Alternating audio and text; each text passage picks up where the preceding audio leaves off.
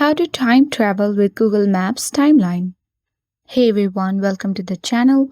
This is Rose and I'm here to guide you on how to time travel with Google Maps timeline.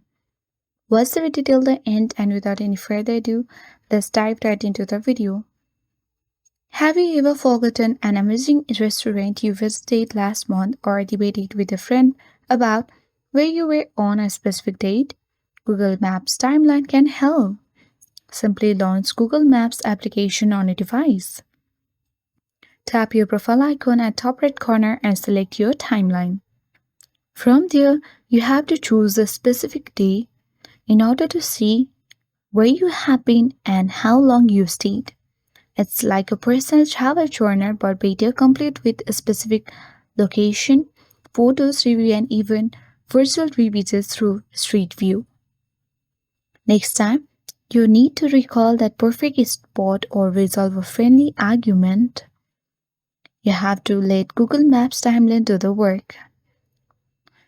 I hope this video worked for you. Hope this video helped.